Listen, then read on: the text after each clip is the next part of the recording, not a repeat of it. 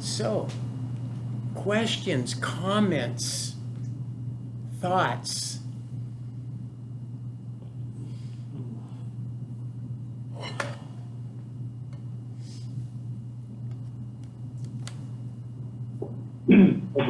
If I can just keep it off, not a question, but just a comment and observation.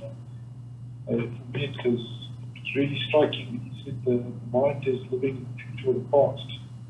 Either the past in terms of regrets of things that could have been done better, or onto the future's plans, or even about scenarios that unfold. No probability, multiple scenarios that unfold for the future, which I think they're always negative. So the mind is, that thing of future and past, and surrendering about the present, just trusting God for the now. For me, that was really kind of simple but very profound. I never thought of it like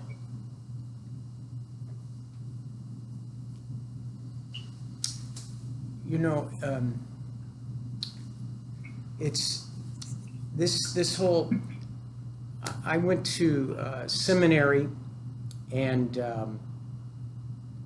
it seemed like so much of my awareness of God or pursuit of God was in my mind, and I didn't know it.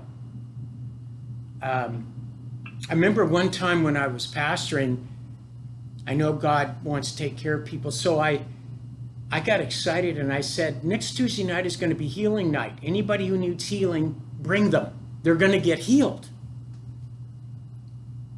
And so Tuesday night came, and there were people there to be prayed. I prayed. I spent 2 hours praying for people. I soaked my shirt. Nobody got healed. So I'm trying to figure, it's like, what happened, God? I mean, I told everybody you were going to show up and heal them. And it was almost like the Lord said, well, that was you, not me. It's a good idea. It's a biblical idea. It's a right idea. There's nothing wrong with it in the sense of motivation or anything. But I wasn't really listening to God. I was trying to help God out, and I was trying to help people.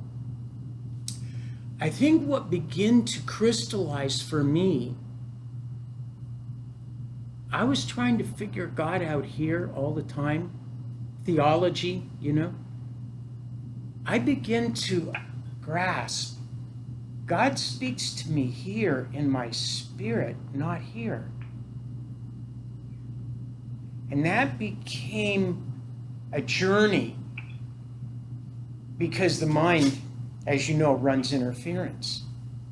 But learning to just beginning to accept the fact that he never speaks to my mind, he only speaks to my heart, is huge. Because my mind comes up with all kinds of wonderful ideas to make God look good. And the truth is, it's some of the stuff that Rob points out, it's really making me look good, right? If I call a healing night and 25 people get healed, yeah, God gets glory, but I looked pretty good calling it out, right? And I didn't look at it that way. I never thought of it that way. But oh my gosh, the surrender helps you get out of the way and really lets God be God. It's so appealing to me. I'm hungry for that. I'm in this constant pursuit, because I know living surrendered is you don't get there and live there. It's day by day, moment by moment. Anyway, I've said too much. Anyone else? Thoughts, comments, please.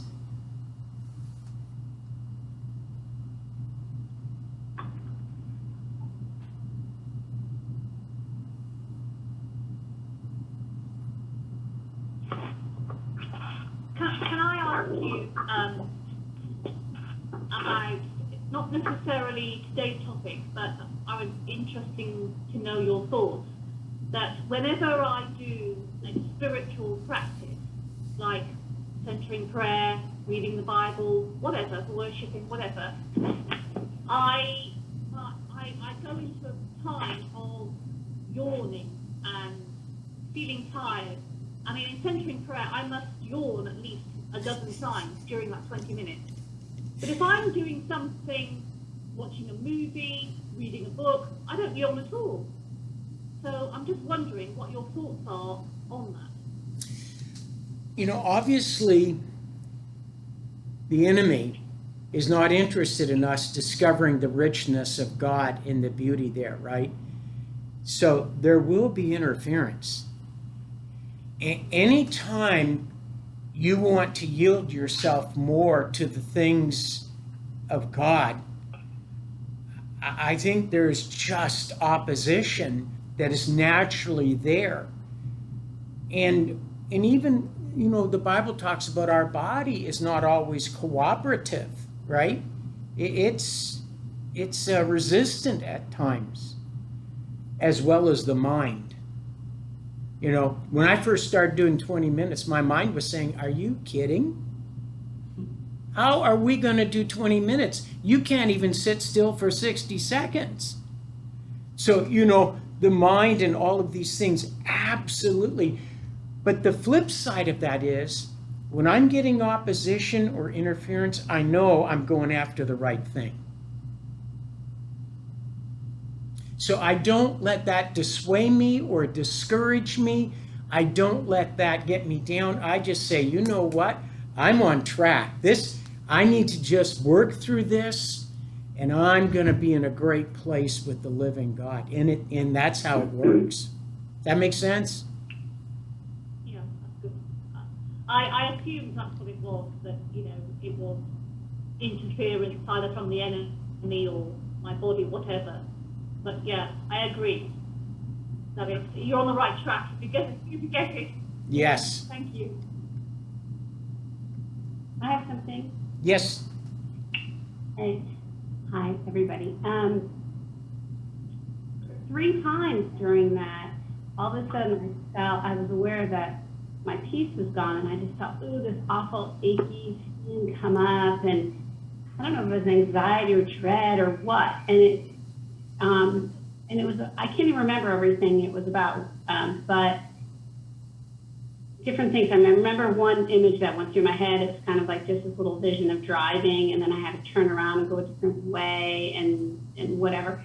But I recognized that the unrest, and so I said, okay, just letting that go, you know, surrendering that to go off in the river. So I think it just brought up. I've had a lot of stress lately, so I think it was just bringing up stress and letting me just let it go away, you know? Yes. That was good. Yes. I hadn't had that before. You know, it's awesome that you're aware of that, and then you surrendered instead of give in to it and let it work you. And I think, Right. you know, sometimes we catch it quicker than others. Sometimes our mind runs the trail a little bit, and then we realize, wait, I see what's going on. So what's happening is our inner man is becoming more fine-tuned to the presence of God. Yay.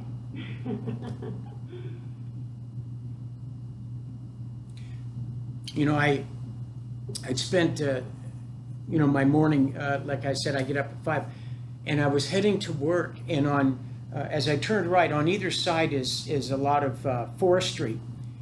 And as I turned right to go down, and I was still just so loving God and thankful, the most amazing thing, the trees came alive to me. They were shimmering and moving on both sides. And it was like everything in my visual was alive with the presence of God. And it made me so aware of he's that way all the time. It's just I get preoccupied or caught up doing all the things I have to do instead of just being aware, hey, God is here at this very moment. He's with me. He's never left me.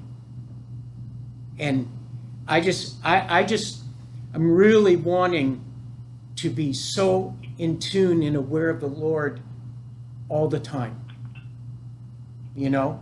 And that's what I think surrender and centering prayer leads us to, is just, it leads us to that place of deep awareness. We're in God. God is in us.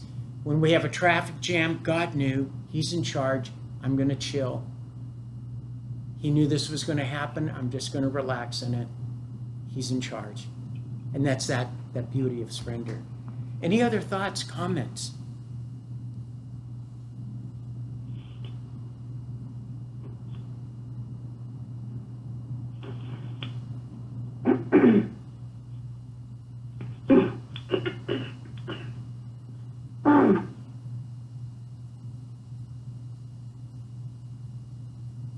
Okay.